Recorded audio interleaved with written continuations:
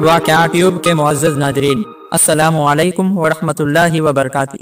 چلیے آج کے واقعے کی طرف چلتے ہیں، لیکن اس سے پہلے اگر آپ ہمارے چینل پر نئے ہیں تو ہمارے اس چینل کو سبسکرائب کر لیجئے اور اس ویڈیو کو لائک کر دیجئے۔ تو چلیے شروع کرتے ہیں۔ دوستو، حضرت نوح علیہ السلام اولو العزم پیغمبروں میں سے ہے اور ابو البشر حضرت آدم علیہ السلام سے 10ویں پشت میں ان کا ظہور ہوا۔ ان کے اور حضرت آدم علیہ السلام کے درمیان 8 واسطے ہیں، اس طور پر کہ حضرت نوح علیہ السلام کے باپ کا نام ملک تھا جو موحد اور بڑے نیک بخت تھے، لوگوں کو توحید کی تعلیم دیتے۔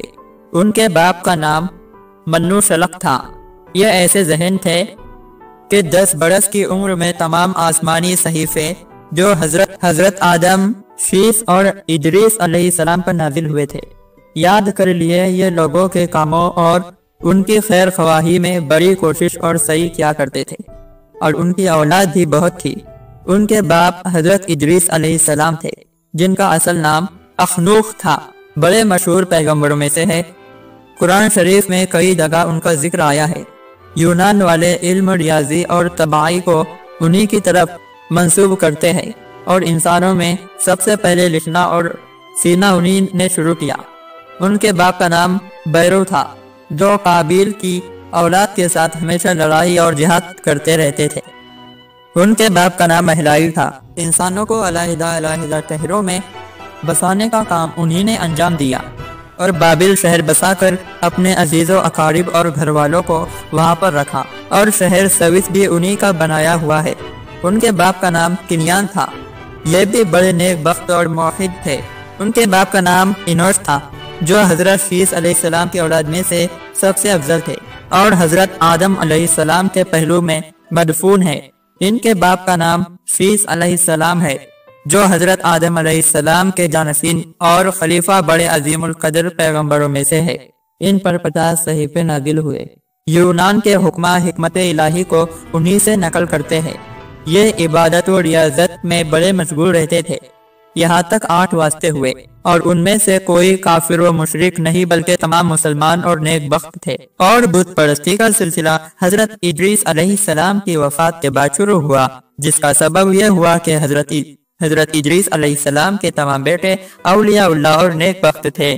ہر ایک نے عبادت کے لیے الگ الگ مسجدیں بنا رکھی تھی، جن میں خود بھی عبادت کرتے اور دوسروں کو بھی اللہ کے ذکر و بندگی میں مشغول رہنے کی ہدایت فرماتے رہتے، جس کی وجہ سے بہت سے لوگ وہاں حاضر رہتے اور ان کی تعلیم کے مطابق نہایت ذوق و شوق سے عبادت کرتے، اور ان کی صحبت کی برکت سے عجیب لذت ان کو عبادت میں محسوس ہوتی۔ جب حضرت ادریس علیہ السلام کی اولاد نے اس عالم سے انتقال کیا تو لوگوں کو بڑا رنج و غم ہوا، اور اکثر اس میں اس بات کا ذکر رہتا کہ جو مزہ عبادت میں ان بزرگوں کے ساتھ رہ کر حاصل ہوتا تھا اب بات نہیں پائی جاتی۔ انسان کے جانی و ایمانی دشمن ابلیس مردود نے اس موقع کو غنیمت سمجھا اور بوڑھے بزرگ کی شکل میں مکر کا امامہ سر پر باندھ کر اور فریب کا عصا ہاتھ میں لے کر جس مجلس میں یہ لوگ بیٹھے ہوئے تذکرہ کر رہے تھے آ پہنچا، اور کہنے لگا، میں ایک ایسی تدبیر بتاتا ہوں کہ تمہارا رنج بھی دور ہو جائے اور عبادت بھی تمہیں وہی لطف آنے لگے۔ اور وہ تدبیر یہ ہے کہ ان بزرگوں کی مورتیاں بنواؤ اور ان کے کپڑے ان مورتیوں کو پہنا کر مسجد کے محراب میں کھڑے کر دو، اور یہ سمجھ لو کہ یہ ہمیں دیکھ رہے ہیں۔ اگر تم ایسا کرو گے تو تمہیں وہی مزہ عبادت میں آئے گا جو ان کے سامنے آتا تھا۔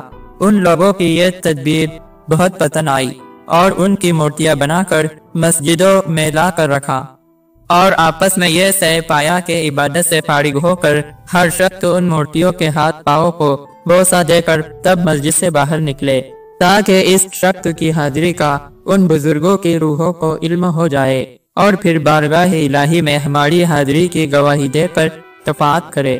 رفتہ رفتہ عبادت و ذکر بالکل موقوف اور صرف ان مورتیوں کے ہاتھ پاؤں چومنے چاٹنے رہ گئے، اور کچھ دنوں کے بعد قدم بوسی کے بجائے خاک بوسی اور سجدہ شروع ہو گیا۔ اس طرح بت پرستی کا رواج دنیا میں پھیلا۔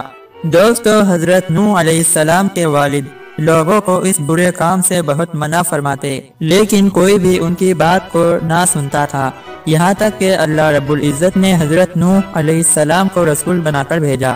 حضرت نوح علیہ السلام نے اللہ کا حکم لوگوں تک پہنچایا اور ان کو عذاب الہی سے ڈرایا اور جہاں تک ہو سکا ان لوگوں کو سمجھایا، مگر قوم نے ایک بات نہ سنی بلکہ برابر آپ کو جھٹلایا۔ اس طرح سدہ برس گزر گئے اور کتنی ہی پشتیں گزر گئی۔ ان لوگوں کا یہ عالم تھا کہ جو مرنے کے قریب ہوتا تو اپنی اولاد کو نصیحت وصیت کر جاتا کہ خبردار ہرگز اس شخص کی بات نہ سننا بلکہ اس سے دور رہنا، اور کسی بھی حال میں اپنے باپ دادا کا طریقہ نہ چھوڑنا، اس وجہ سے کہ یہ بوڑھا دیوانہ ہو گیا ہے۔ ایسے ہی وہی تباہی بکتا رہتا ہے اور ہماری عمریں گزر گئی، یہ برابر ہم کو جھوٹے وعدے وعید سے ڈراتا دھمکاتا رہتا ہے اور کبھی اس کا وعدہ سچا نہیں ہوتا۔ دوستوں، اور حضرت نوح علیہ السلام کو ذلیل و خوار کرنے کے لیے اپنے چھوٹے چھوٹے بچوں کو آپ کے پیچھے لگا دیتے تاکہ وہ آپ کی ہنسی مذاق کرے اور آپ پر پتھر برسائے۔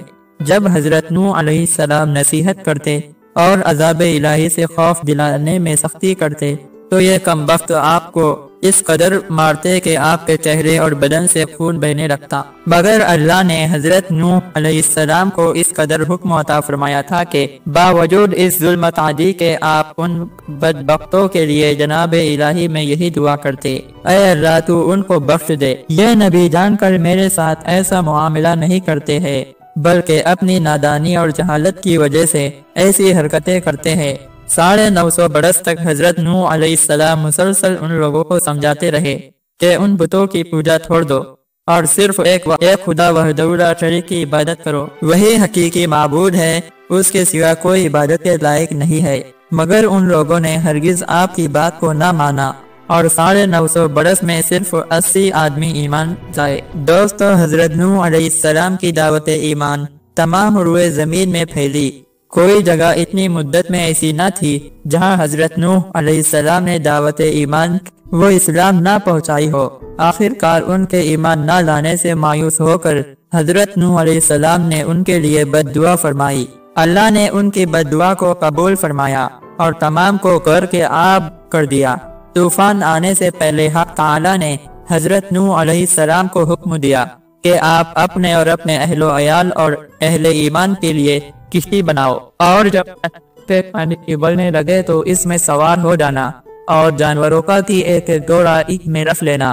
حضرت نوح علیہ السلام کو جس وقت سفینہ سازی کا حکم ملا، اس وقت نہ وہ کشتی کو جانتے تھے اور نہ اس کے بنانے کو۔ روایت حدیث میں ہے کہ بذریعہ وہی حضرت جبرائیل علیہ السلام نے حضرت نوح علیہ السلام کو سفینہ سازی کی تمام ضروریات اور ان کا طریقہ بتایا۔ اسی کے مطابق انہوں نے سال کی لکڑی سے کشتی تیار کی۔ تاریخی روایات میں ہے کہ اس کشتی کی لمبائی 300 گز، چوڑائی 50 گز اور اونچائی 30 گز کی تھی، اور یہ 7 منزلہ جہاز تھا جس میں مروجہ تاریخ کے مطابق روشن دان دائیں بائیں کھلتے تھے، اور اس کے اوپر ایک سرپوش تھا تاکہ آسمان کا پانی اس میں نہ آئے۔ اس طرح سفینہ سازی کی صنعت سب سے پہلے بذریعہ وحی الہی حضرت نوح علیہ السلام کے ہاتھوں سے شروع ہوئی۔ جس وقت حضرت نوح علیہ السلام کشتی بنا رہے تھے تو ان کی قوم کے سردار بطور مذاق و تفریح ان سے پوچھتے کہ میاں کیا بنا رہے ہو؟ آپ فرماتے ہیں کہ طوفان آنے والا ہے، اس لیے کشتی بنا رہا ہوں۔ آپ فرماتے ہیں کہ طوفان آنے والا ہے، اس لیے کشتی تیار کر رہا ہوں۔ سرداران قوم کہتے ہیں کہ پینے کے لیے تو پانی کا صحت پڑا ہوا ہے اور یہ بزرگ کشتی میں کسی چلانے کی صفت میں پڑے ہوئے ہیں۔ غرض حضرت نوح علیہ السلام نے اللہ رب العزت کے حکم کے مطابق 2 سال میں کشتی تیار کی، اور جب اس طوفان کی ابتدائی علامت ظاہر ہوئی اور تنور سے پانی ابلنے لگا تو تب سے نیچے کی منزل میں درندے، کیڑے مکوڑے اور درمیانی منزل میں چوپائے، گائے بیل بھینس وغیرہ، اور سب سے اوپر کی منزل میں انسانوں اپنے اہل و عیال اور اہل و ایمان کو سوار کیا، جن کی تعداد 80 مرد عورت بتائی جاتی ہے۔ حضرت نوح علیہ السلام کی بیوی اور آپ کا ایک لڑکا کشتی میں سوار نہ ہوئے۔ آپ نے اپنے بیٹے سے کہا کہ ہماری کشتی میں آ جا اور کافروں کے ساتھ نہ رہے ورنہ غرق ہو جائے گا۔ یہ لڑکا حقیقت میں کافر تھا، مگر حضرت نوح علیہ السلام کو اس کا یقینی علم نہ تھا، اس لیے شفقت سے اپنے پاس آنے کی دعوت دی، مگر اس کم وقت نے اس وقت بھی طوفان کو سرسری سمجھا اور کہنے لگا کہ آپ میری فکر نہ کرے، اور بالکل نہ گھبرائے، میں اس سامنے والے پہاڑ پر چڑھ کر اپنی جان بچاؤں گا۔ حضرت نوح علیہ السلام نے پھر متنبہ کیا کہ اے ظالم، کس خیال میں ہے؟ آج کوئی اونچی سے اونچی عمارت یا پہاڑ کسی کو عذاب الہی سے نہیں بچا سکتا۔ باپ بیٹے کی یہ گفتگو دور سے چل ہی رہی تھی کہ اچانک ایک موج آئی اور بیٹے کو بہا لے گئی۔ تاریخی روایات میں ہے کہ طوفان نوح کا پانی بڑے سے بڑے پہاڑ کی چوٹی سے 15 گز اور بعض روایات کے لحاظ سے 40 گز کی اونچائی پر تھا۔ 40 روز تک پانی کی زیادتی اور طغیانی رہی، اس طور پر کہ آسمان سے پانی برستا تھا اور زمین سے بھی نکلتا تھا۔ 40 دن کے بعد جوش موقوف ہوا اور آہستہ آہستہ پانی گھٹنا شروع ہوا۔ اللہ نے زمین کو حکم دیا کہ تو اپنا پانی اندر اتار لے، اور آسمان کو حکم ملا کہ تو پانی برسنا بند کر دے، اور جو آسمان سے برسا ہوا پانی رہا اس کو اللہ نے دریاؤں اور نہروں کی شکل دے دی تاکہ انسان اس سے فائدہ اٹھائے۔ دوستو، تفسیر طبری اور بغوی میں ہے کہ حضرت نوح علیہ السلام 10 رجب کو کشتی میں سوار ہوئے اور 6 مہینے تک یہ کشتی طوفان پر چلتی رہی، اور جب بیت اللہ شریف کے مقام پر پہنچی تو اس نے 7 مرتبہ بیت اللہ کا طواف کیا۔ اللہ تعالیٰ نے اپنے گھر کو بلند کر کے غرق سے بچا لیا تھا، اور 10 محرم یوم عاشورہ میں طوفان ختم ہوا تو کشتی عراق کے شہر موصل کے قریب جودی پہاڑ پر آ ٹھہری، اور حضرت نوح علیہ السلام نے بطور شکرانہ اس روز روزہ رکھا، اور کشتی کے تمام سوار حتیٰ کہ درندوں، پرندوں، چرندوں سبھی نے روزہ رکھا۔ قدیم تاریخوں میں مذکور ہے کہ عراق کے بہت سے مقامات میں اس کشتی کے ٹکڑے اب تک موجود ہیں جن کو بطور تبرک رکھا اور استعمال کیا جاتا ہے۔ حضرت ابن عباس فرماتے ہیں کہ حضرت نوح علیہ السلام نے 2 سال میں اپنی کشتی کو تیار کیا، اور اس کشتی کا طول 300 ہاتھ، وزن 50 ہاتھ اور بلندی 30 ہاتھ تھی۔ یہ کشتی ساج کی لکڑی سے بنائی گئی تھی اور اس میں 3 منزلیں تھی۔ نیچے کی منزل میں جنگلی جانور، درندے اور حشرات الارض، درمیانی منزل میں سواری کے جانور، چوپائی، اور اوپر کی منزل میں حضرت نوح علیہ السلام اپنے متبعین اور سامان ضرورت کے ساتھ تشریف فرما ہوئے۔ دوستو، اگر آپ کو یہ ویڈیو اچھی لگی تو آپ اس ویڈیو کو لائک کریں، شیئر کریں، اور مزید اسلامک واقعات کے لیے ہمارے اس چینل کو سبسکرائب کر لیجئے۔ شکریہ۔